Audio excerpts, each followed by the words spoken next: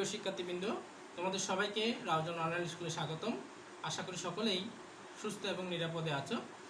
আমি সুমন বড়ুয়া, সহকারী শিক্ষক, কদরপুর স্কুল অ্যান্ড কলেজ। আজকে আমি তোমাদের সামনে হাজির হয়েছি দশম শ্রেণীর একটি গণিত পাঠ নিয়ে। আশা করি সকলেই আমার এই পাঠটি মনোযোগ সহকারে দেখবে এবং বোঝার চেষ্টা করবে। আজকে আমি যে পাঠ নিয়ে আলোচনা করব সেটি অধ্যায় 13 সসীম ধারা সম্পর্কিত। এই সসীম ধারা কি আমাদেরকে জানতে হলে শুরুতে আমাদের জানতে হবে অনুক্রম কি। এখন এই অনুক্রম কি সেটা আমি সরাসরি সংজ্ঞার মাধ্যমে না বলে চলো আমরা একটি এক্সাম্পলের মাধ্যমে এই অনুক্রম জিনিসটা বুঝে নিই। দেখো, শুরুতে আমি কতগুলো সংখ্যা লিখি বোর্ডের মধ্যে। যেমন আমি 1 লিখলাম, 2 লিখলাম, 3 লিখলাম, এভাবে ক্রমান্বয়ে সংখ্যাগুলো যেতে থাকবে। ধরে নিলাম সেটি n পর্যন্ত হতে পারে। দেখো তোমরা একটু বোর্ডের মধ্যে লক্ষ্য করো, 1 2 3 4 এভাবে আমরা যদি লিখি তাহলে এই সংখ্যাগুলো অর্থাৎ 1 থেকে যদি শুরু হয় সেই সংখ্যাগুলোকে আমরা স্বাভাবিক সংখ্যা বলি। এখন এই স্বাভাবিক সংখ্যা অর্থাৎ এটা হচ্ছে একটি স্বাভাবিক সংখ্যা সেট। এই স্বাভাবিক সংখ্যাগুলোকে আমি 2 দিয়ে গুণ করি। এটাকে যদি 2 দিয়ে গুণ করি তাহলে হয় 2, এটাকে 2 দিয়ে গুণ করলে হয় 4, এটাকে 2 দিয়ে গুণ করলে হয় 6, এভাবে যেতে থাকবে। এভাবে যেতে যেতে n কে যদি 2 দিয়ে গুণ করি তাহলে হয় 2n। তাহলে দেখো, শুরুতে যেটা ছিল সেটি ছিল একটি স্বাভাবিক সংখ্যার সেট। স্বাভাবিক সংখ্যার সেট। এখন এই স্বাভাবিক সংখ্যার সেটকে যখন আমরা 2 দিয়ে গুণ করলাম তখন সেটা আমরা কি পেলাম? সেটি পেলাম জোড় সংখ্যার সেট। জোড় সংখ্যার সেট।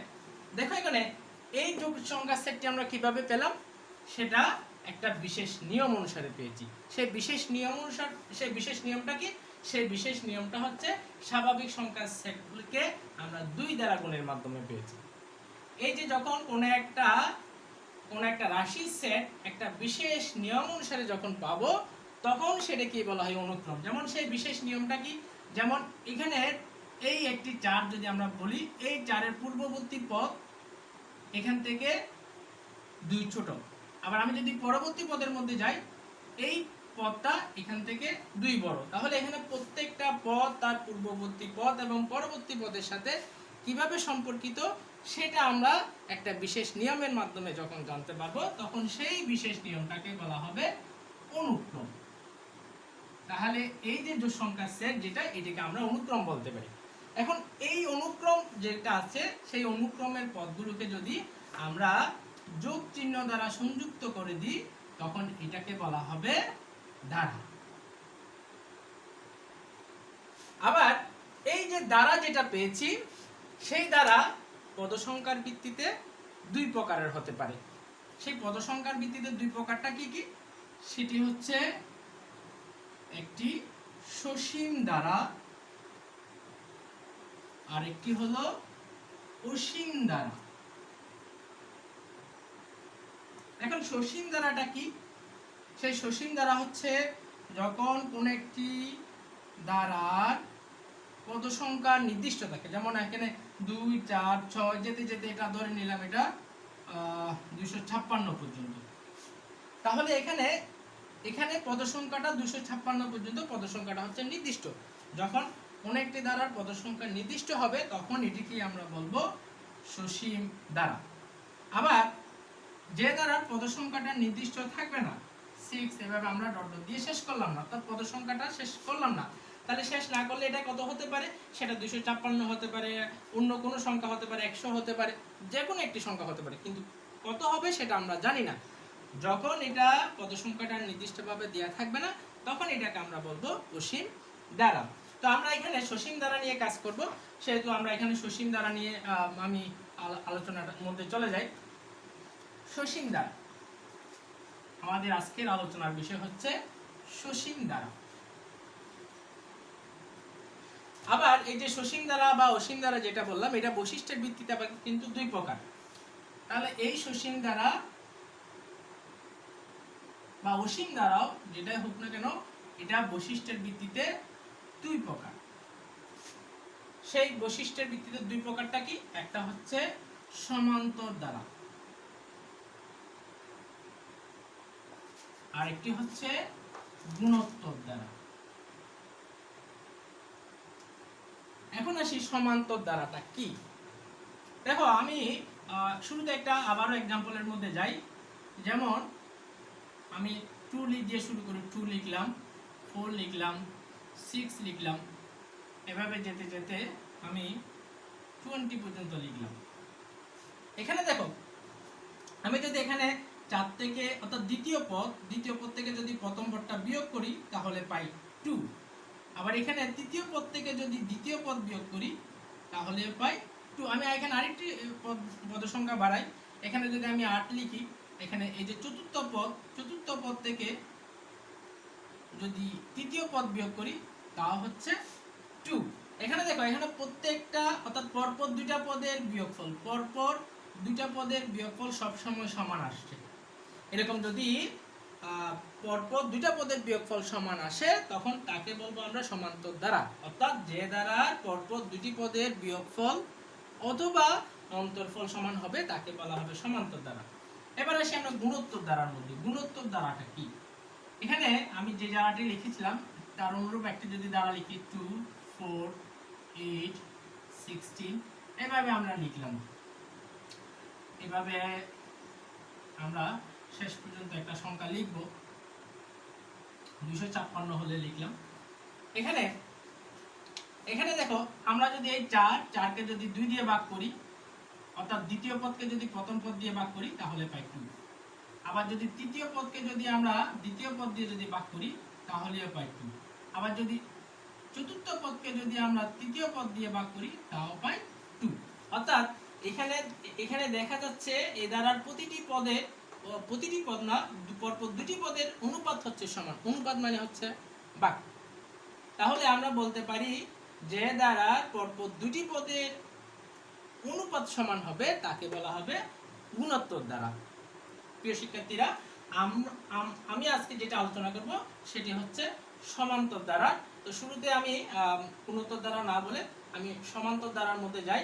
এখানে অধ্যায় 13 এর প্রথম অধ্যায় যেটা অনুশীলনী প্রথম যেটা আছে 13.1 সেটি হচ্ছে সমান্তর দ্বারা নিয়ে আলোচনা। তো আমি সেটির মধ্যে যাচ্ছি। সমান্তর দ্বারা নিয়ে আলোচনা করতে গেলে শুরুতে আমাদের এর গাণিতিক সমস্যা সমাধান করতে গেলে আমাদের শুরুতে যেটা জানতে হয় সেটি হচ্ছে তার সাধারণ পথ নির্ণয়ের সূত্রটা। সমান্তর দ্বারা সাধারণ পথ নির্ণয়ের সূত্রটা কি? প্রথমে আমরা এটির মধ্যে আসি। তো এখন সমান্তর দ্বারা সাধারণ পথ নির্ণয়। সমান্তর দ্বারা সাধারণ পথ নির্ণয়।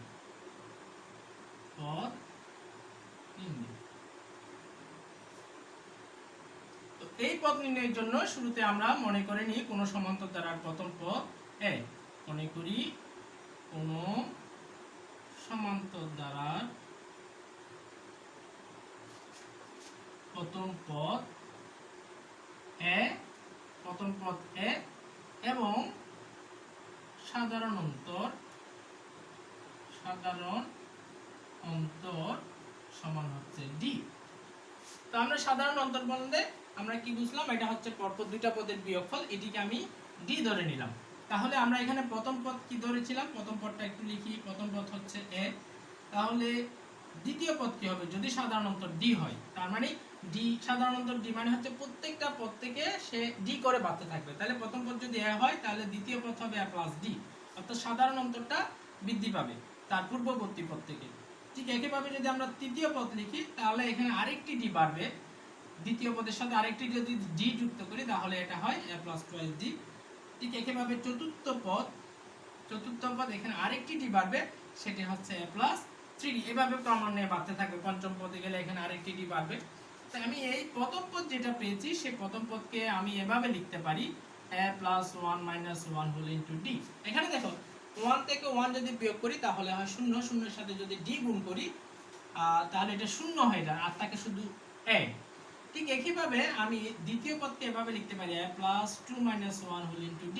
2 থেকে যদি 1 বিয়োগ করি তাহলে থাকে শুধু 1, 1 এর সাথে d গুণ করলে এখানে শুধু d থাকে, অর্থাৎ এখানে থাকে a plus d, অর্থাৎ a plus d কে আমরা সাজিয়ে এভাবে লিখতে পারি। ঠিক একইভাবে তৃতীয় পদকে a plus 3 minus 1 whole into d লিখতে পারি। চতুর্থ পদকে a plus 4 minus 1 whole into d, অর্থাৎ 3 কে আমি 4 minus 1 লিখলাম। 4 থেকে 1 গেলে 3 আসে, 3 থেকে 1 গেলে 2 আসে, 2 থেকে 1 গেলে আর এখানে 1 আসে। এভাবে আমরা সাজিয়ে লিখতে পারি।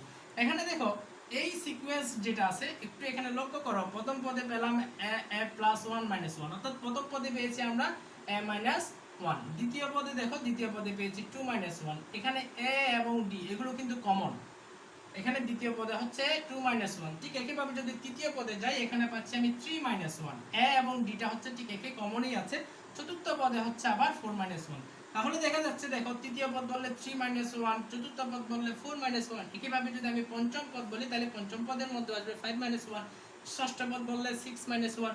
ঠিক একইভাবে যদি আমি n তম পদ বলি, সুতরাং n তম পদ সমান কি হবে তাহলে a plus n minus 1 whole into d হবে। এই হচ্ছে সমান্তর দ্বারা সাধারণ পদের সূত্র। আমাদেরকে এটা মনে রাখতে হবে, সমান্তর দ্বারা সাধারণ পদ বা n তম পদ সমান হচ্ছে a plus n minus 1 whole into d। এবার আমি অঙ্কের মধ্যে যাওয়ার আগে আমি একটি আবার সমান্তর দ্বারা আমাদের সমষ্টি নির্ণয় সূত্র লাগবে সেটির মধ্যে যাচ্ছি, সেটির পরে আমি সরাসরি আমাদের গাণিতিক সমস্যার মধ্যে যাব। এবার আসি সমান্তর দ্বারা সমষ্টি নির্ণয়।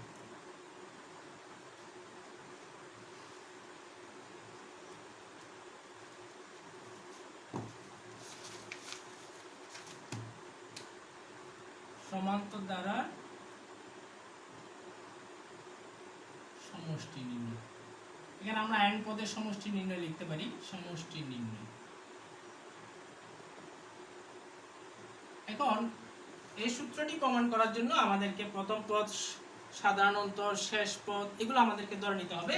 সেহেতু আমরা এগুলো ধরে নিই। মনে করি কোনো সমান্তর দ্বারার প্রথম পদ, মনে করি কোন সমান্তর দ্বারা প্রথম পদ a, শেষ পদ p, সাধারণ অন্তর d,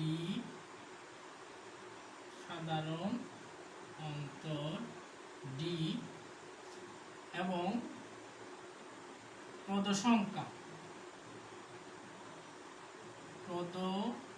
সংখ্যা n হলে দ্বারাটির n পদের সমষ্টি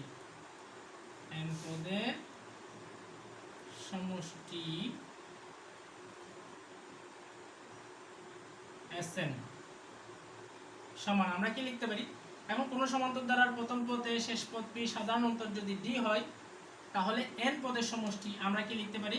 প্রথম পদ হবে a, যেহেতু সাধারণ অন্তর হচ্ছে d তাহলে দ্বিতীয় পদ হবে a প্লাস d এবং তৃতীয় পদ হবে a প্লাস 2d, অর্থাৎ একটি করে d বাড়তে থাকবে। এবং যেতে যেতে যেতে যেতে শেষ পদ, আমরা এখানে শেষ পদ ধরে নিয়েছি p, তাহলে শেষ পদটা হবে p। এখন দেখো এখানে একটু লক্ষ্য করো, আমরা প্রথম পদে ধরলাম, দ্বিতীয় পদে গেলে এখানে d বাড়লো, তৃতীয় পদে গেলাম আরেকটি d বাড়লো। এবার এখান থেকে একটু উল্টা দিক থেকে খেয়াল করো, দেখো এখানে আছে a প্লাস 2d। আমি যদি তার আগের পদের মধ্যে যাই তাহলে এখানে আসে a প্লাস d, অর্থাৎ এখানে একটি d কমে গেছে। আবার যদি আবার উল্টা দিক থেকে আসি তাহলে আরেকটি d কমে গেছে। তাহলে আমরা দেখতে পাচ্ছি এখানে যদি আমরা সামনের দিকে যাই, অর্থাৎ বাম থেকে ডান দিকে গেলে এখানে d করে করে বাড়তে থাকবে। আবার যদি উল্টা দিক থেকে আসি তাহলে এখানে আমাদের d একটি d কমতে থাকে। তাহলে এবার আসি আমরা শেষ পদে p এর আগের পদ কি হবে? এখানে দেখো p আগের পদ, অর্থাৎ উল্টা দিক থেকে আসলে একটা d কমে, তাহলে এখান থেকে যদি একটি d কমে তাহলে আমি তার শেষ পদের আগের পদটা পাবো। সেটা কি হবে? সেটা হবে a p মাইনাস d, অর্থাৎ এখান থেকে আরেকটি d কমবে। আবার এখান থেকে যদি আরেকটি d কমে, আমি যদি তার আগের পদের মধ্যে যাই তাহলে এখানে আরেকটি d কমবে, সেটি হবে p মাইনাস টুয়াইস d। এভাবে আরেকটি আগে আসলে আরেক পদ আগে আসলে আরেকটি d কমবে, এভাবেই ক্রমান্বয়ে চলতে থাকবে। এখন যে ধারাটি পেয়েছি আমি এই ধারাটির পদগুলোকে বিপরীত ক্রমে সাজিয়ে পাই। এবার লিখি ধারাটির পদগুলোকে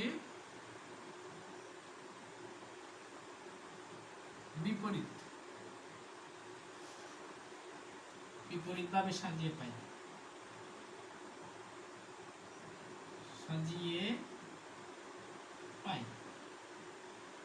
যদি আমি এখানে এই ধারাটির পদগুলোকে উল্টা দিক থেকে সাজাই, উল্টা মানে শেষে আছে পি, পিটা হবে আগে, তারপর পি মাইনাস ডি লিখবো, তারপর আছে পি মাইনাস টুয়াইস ডি, তারপর পি মাইনাস টুয়াইস ডি লিখবো। তারপরে এখানে আস্তে আস্তে দেখা যাচ্ছে এখানে আছে এ প্লাস টুয়াইস ডি, এখানে ডট ডট মানে এখানে আর অনেকগুলো পদ আছে, তারপরে এখানে এ প্লাস টুয়াইস ডি, তারপরে এর আগের পদে আছে এ প্লাস ডি, এবং প্রথমেই আছে এ, সেটা হবে সবার শেষে। তাহলে আমি ধারাটির পদগুলোকে বিপরীতভাবে সাজিয়ে লিখলাম। এবার যে দুটি ধারা পেয়েছি সেই দুটি ধারাকে আমরা এবার যোগ করি। যদি যোগ করি তাহলে এখানে একটা এসএন, এখানে একটা এসএন, আমরা দুটি এসএন পাই। এবার এর সাথে যদি পি যোগ করি তাহলে পাই এ প্লাস পি। আবার এটাকে আমি এখানে একটি ব্র্যাকেটের মধ্যে লিখতে পারি,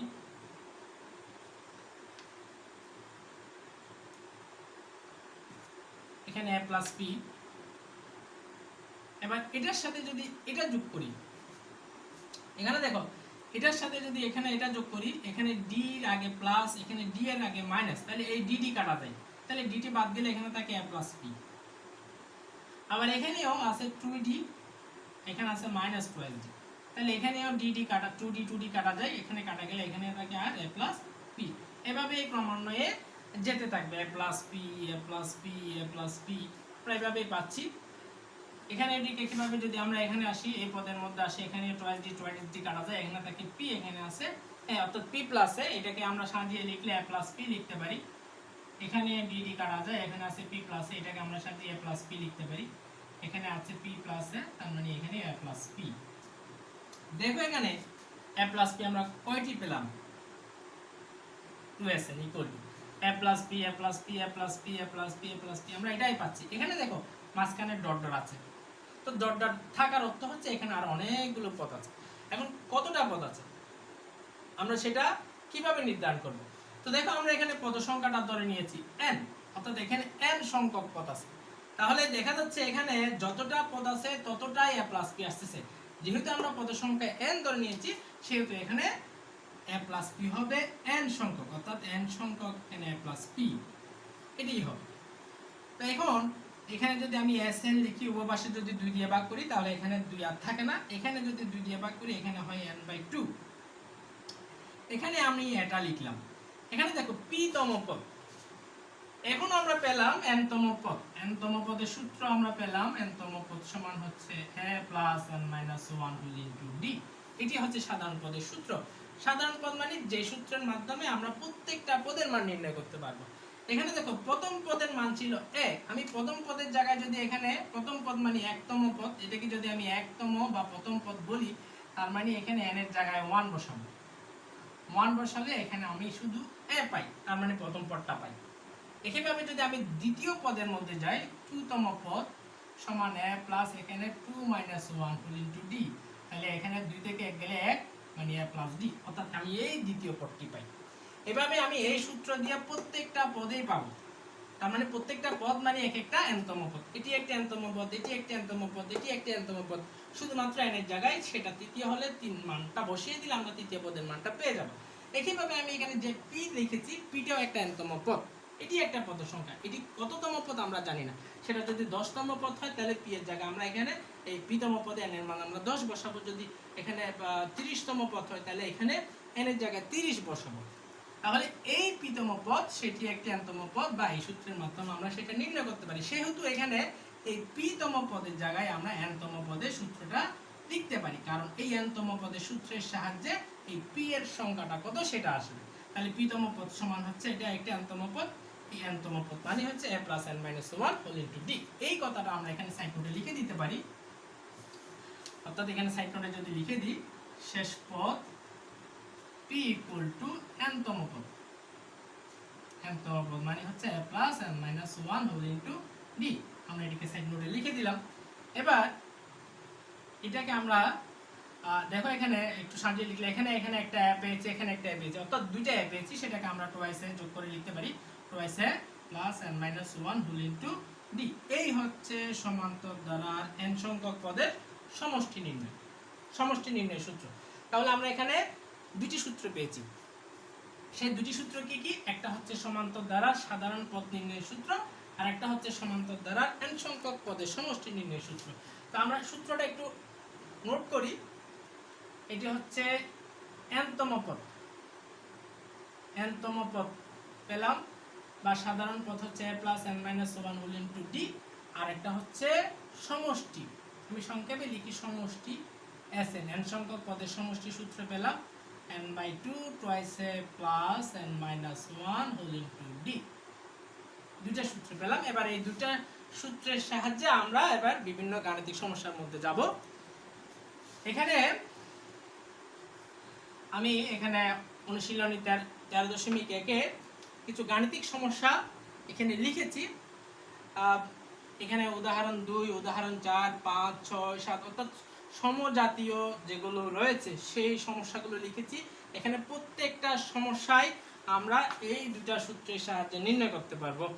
তো এখানে আমি কয়েকটা সমস্যা করে দিব, বাকিগুলো তোমরা বাসায় করে নিবে। শুরুতে আমি যেটি করাবো সেটি হচ্ছে 6 নাম্বার। এখানে উদাহরণ 2, উদাহরণ 4, উদাহরণ 5। এখানে উদাহরণ 2, উদাহরণ 5 এবং উদাহরণ 2 এবং অনুশীলনীর 5 এবং 6 এগুলো একই নিয়মের অঙ্ক। 7 একই নিয়মের অঙ্ক। যেহেতু এখানে 2 নাম্বারটা তোমাদের পাঠ্য উদাহরণের মধ্যে রয়েছে, করে দেওয়া আছে, সেটা আমি করছি না, আমি সরাসরি 6 এর মধ্যে যাচ্ছি। 6 নাম্বার গাণিতিক সমস্যার মধ্যে যাচ্ছি। 6 এর মধ্যে আছে, সমস্যাটা একটু লিখি। এখানে 8 + 11 + 14 + 17 প্লাস দ্বারাটির কোন পদ, দ্বারাটির কোন পদ 392। আমরা এই সমস্যাটি সমাধান করার চেষ্টা করি। এটার অনুরূপ সমস্যা উদাহরণ 2 এর মধ্যে দেয়া আছে। তোমরা এটা উদাহরণ 2 বইয়ে যেটা করে দেয়া আছে সেটা তোমরা এখান থেকে করে নিতে পারো। শুরুতে দেখো এখানে যেটি দেয়া আছে, আমরা শুরুতে যেটা দেখো সেটা হচ্ছে এটি কোন দ্বারার মধ্যে দেয়া আছে, এটি কি সমান্তর দ্বারা নাকি গুণোত্তর দ্বারা, আমরা সেটা শুরুতে দেখে নিব। দেখো এখানে 11, এখানে আছে 8, তাহলে 11 থেকে 8 গেলে হয় 3। ঠিক একইভাবে এখানে আছে 14 থেকে 11 বিয়োগ করলে সেটাও হয় 3। আবার আছে 17 থেকে যদি 14 বিয়োগ করি তাও হয় 3। অর্থাৎ এখানে পরপর দুইটা পদের বিয়োগফলটা সমান, সেই দ্বারাটি হচ্ছে একটি সমান্তর দ্বারা। তাহলে আমরা এখানে লিখতে পারি প্রদত্ত দ্বারাটি একটি সমান্তর দ্বারা, প্রদত্ত দ্বারাটি একটি সমান্তর দ্বারা, যার প্রথম পদ, এখানে প্রথম পদ এ সমান কত দিয়ে আছে, 8 দিয়ে আছে। তারপর সাধারণ অন্তর ডি ইকুয়াল টু নির্ণয় করি। সাধারণ অন্তর ডি সমান হচ্ছে, আমরা জানি এটা হচ্ছে আমরা দ্বিতীয় পদ বিয়োগ প্রথম পদ, যে কোনো পদ এবং তার পূর্ববর্তী পদের বিয়োগফল। তাহলে আমরা এখানে দ্বিতীয় পদ বিয়োগ প্রথম পদ অর্থাৎ 11 - 8 এটা করতে পারি, সমান কত হয়, 3 হয়। আমরা সাধারণ অন্তর পেলাম। এখন আমাদেরকে বের করতে হবে দ্বারাটির কোন পদ 392। আমরা ধরে নিই এটি n-তম পদ, ধরি দ্বারাটির n-তম পদ সমান হচ্ছে 392 ধরে নিলাম। তো আমরা n-তম পদের সূত্র পেয়েছি, এটা এখান থেকে a + n-1 whole into d। আমরা সেই সূত্রটা এখানে প্রয়োগ করি, a + n-1 whole into d, কারণ n-তম পদ সমান হচ্ছে এটা, n-তম পদ সমান এটা লিখলাম, এখানে 392 যা আছে তা লিখলাম। এরপর আমরা একটু মান বসাই, এর এখানে মান আছে একটি 8, n-1 বসালাম, d এর মান হচ্ছে 3টা বসাই, 392 বা 8। এখানে আমরা 3 দ্বারা গুণ করতে পারি, এটা এখানে ব্র্যাকেট মানে হচ্ছে এটা গুণের সম্পর্ক, 3n - 3 = 392। এখন 3n ঠিক রাখি, 8 থেকে যদি আমরা 3 বিয়োগ করি তাহলে এখানে একটা প্লাস একটা মাইনাস, তাহলে এটা বিয়োগই হবে, এখানে থাকে 5 সমান 392।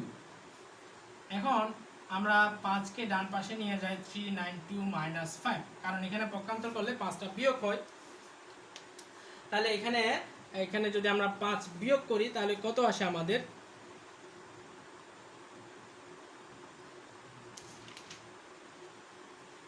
তাহলে আমরা এখানে যদি 5 বিয়োগ করি তাহলে আমরা 387 পাই।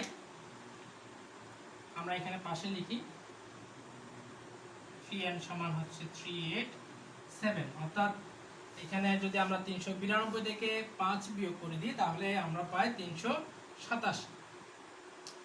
এখন এবার উভয় পাশে এখানে যেহেতু 3 আছে, উভয় পাশে আমরা 3 দিয়ে ভাগ করি। এখানে 3 দিয়ে ভাগ করলে এখানে থাকে n, এটাকে 3 দিয়ে ভাগ করলে আমরা পাবো 129।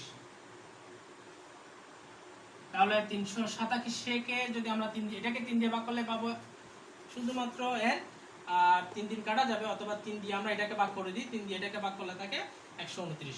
তাহলে আমরা বলতে পারি তারাটির 129তম পদ হচ্ছে 392। সুতরাং আমরা লিখি ধারাটির 129তম পদ 392। এই হচ্ছে আমাদের आंसर। ঠিক অনুরূপ এটার অনুরূপ প্রশ্ন 6 এর অনুরূপ প্রশ্ন হচ্ছে 7, অনুরূপ প্রশ্ন হচ্ছে উদাহরণ 2। ঠিক অনুরূপ প্রশ্ন এখানে রয়েছে 5। এই যেগুলো বললাম আমি এখানে, যেগুলো বললাম উদাহরণ 2, অনুশীলনীর, তারপর হচ্ছে 5, তারপর হচ্ছে 7। ঠিক অনুরূপভাবে তোমরা এই কাজ যে 3টা আরো রয়েছে সেই 3টা তোমরা বাসায় করবা। আমি এবার সমষ্টি সূত্রের সাহায্যে একটি সমস্যা সমাধানের মধ্যে যাই। এখানে আর বাকি যেগুলো আছে সবগুলোই এই সমষ্টি সূত্র দিয়ে করতে হবে, সমষ্টি সূত্র এবং সাধারণ পদের সূত্র দিয়ে। তো আমি এখানে আর একটি সমস্যার মধ্যে যাচ্ছি। সেখানে হচ্ছে এটা হচ্ছে 11 নম্বর প্রশ্ন। এবার 11 নম্বর প্রশ্নের মধ্যে যাই।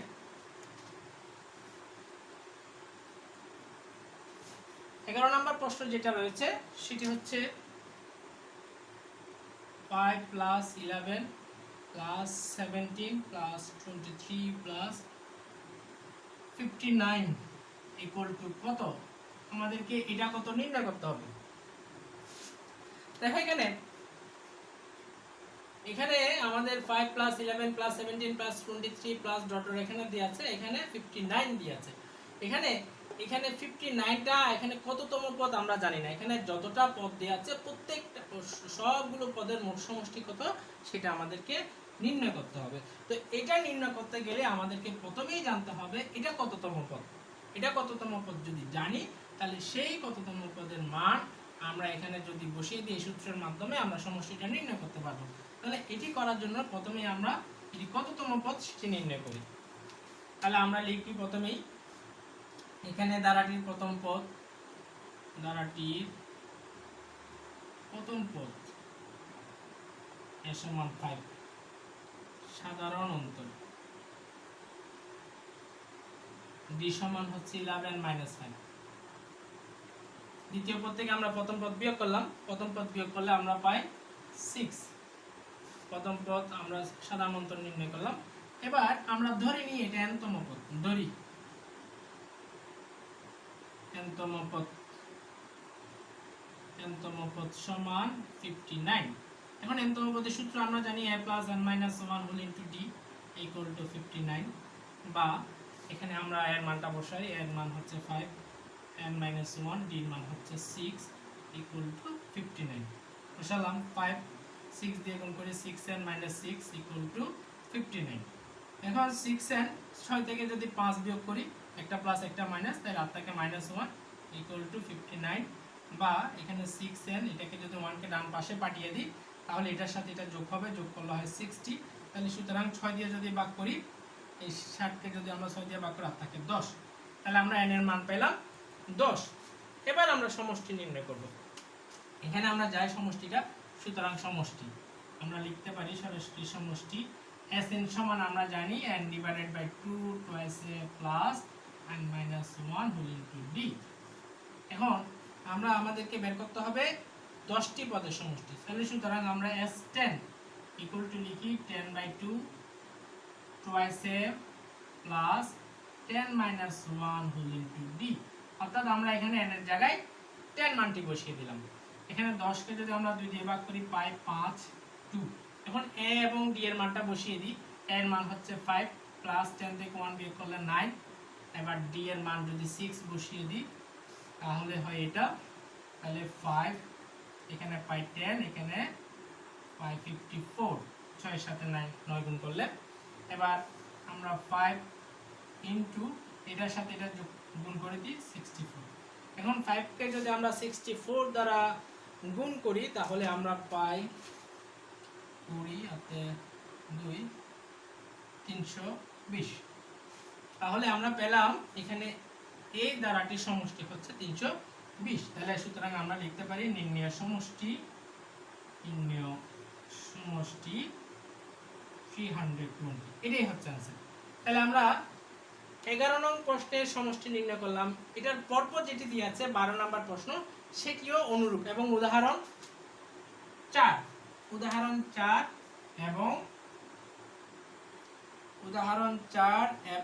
11 একই রকমের প্রশ্ন। এখানে 9 10 যেগুলো দেয়া আছে সেটি হচ্ছে n পদের সমষ্টি নির্ণয় এবং দ্বারাটির 9টি পদের সমষ্টি নির্ণয়।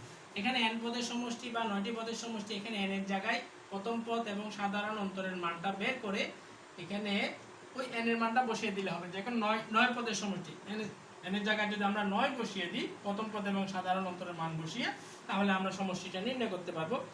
তো এই যেহেতু সমজাতীয় প্রশ্ন, আমি ওই সমজাতীয় প্রশ্নের মধ্যে যাচ্ছি না, আমি 13 নম্বর প্রশ্নের মধ্যে যাচ্ছি। 13 14 নম্বর প্রশ্ন দুটো আবার একই রকমের এবং এটা খুবই গুরুত্বপূর্ণ। আমি ওই প্রশ্নটার মধ্যে যাচ্ছি।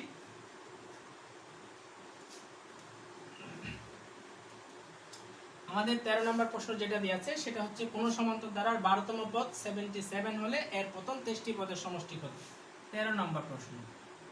এখানে আছে কোন সমান্তর ধারার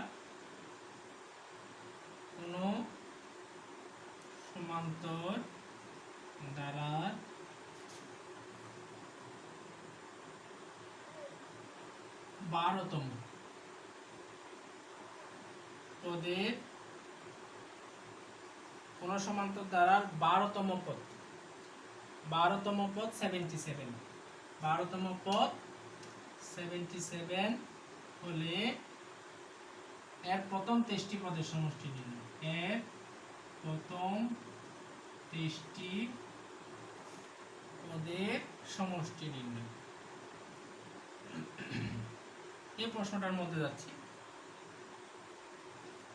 এখানে দেখো এই সমস্যাটি করার জন্য আমাদেরকে প্রথম পদ এবং সাধারণ অন্তর দেওয়া নেই। যেহেতু এটা দিয়ে নেই সেহেতু আমাদেরকে এটা ধরে নিতে হবে। আমরা প্রথমেই মনে করে নিই কোন সমান্তর ধারার প্রথম পদ সমানে কোন সমান্তর ধারার প্রথম পদ এ এবং সাধারণ অন্তর সমান বি। তাহলে আমাদেরকে নির্ণয় করতে বলেছে 12তম না, আমাদেরকে বলছে 12তম পদ 77, এটা দিয়ে আছে আমাদের। তো আমরা জানি সমান্তর ধারার n পদের সমষ্টি সূত্র। আমরা সেটাকে একটু লিখি। আমরা জানি সমান্তর ধারার nতম পদ সমান হচ্ছে a plus n minus 1 whole into d। তাহলে সুতরাং nতম পদ যদি এটি হয় তাহলে সুতরাং ধারাটির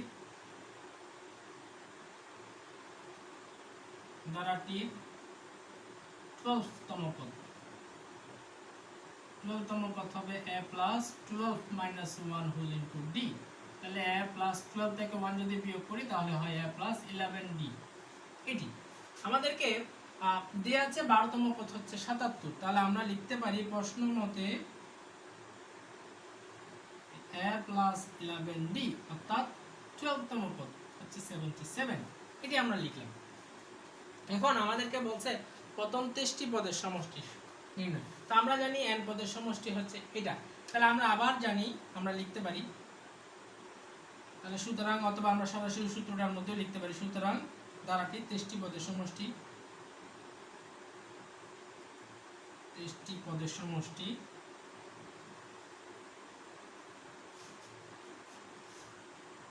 as 23 সমান 23 divided by 2 twice a plus 23 minus 1 whole into d।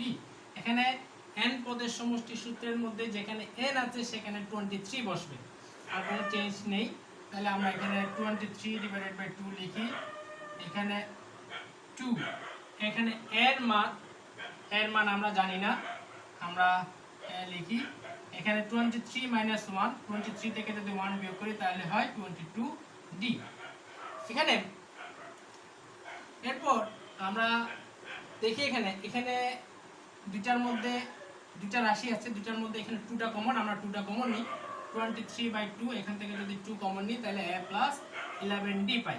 এখানে 2 কাটা যায়, কাটা গেলে এখানে থাকে 23 into a plus 11d, a plus 11d। এখানে দেখো a প্লাস 11d এর আমরা একটা মান পেয়েছি, সেটা হচ্ছে 77। এখন 23 এর সাথে আমরা এই 77টা গুণ করি, 23 এর সাথে যদি আমরা 77 গুণ করি তাহলে পাবো 1771। এটি হচ্ছে দ্বারাটির প্রথম 23টি পদের সমষ্টি। তাহলে সুতরাং আমরা লিখতে পারি, সুতরাং দ্বারাটির প্রথম 23টি পদের সমষ্টি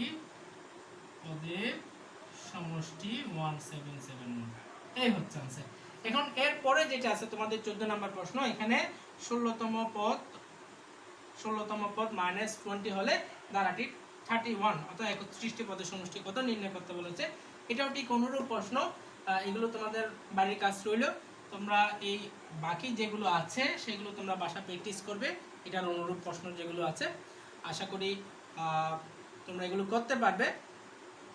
যদি কোনো সমস্যা হয় তাহলে আমাকে কমেন্ট বক্সের মধ্যে কমেন্ট করে জানাবে, আমি তোমাদের সমস্যাটি, তোমাদের প্রশ্নের উত্তর দেওয়ার চেষ্টা করব। আজকে এই পর্যন্তই। তোমরা সকলেই ভালো থাকো, সুস্থ থাকো। ধন্যবাদ সবাইকে।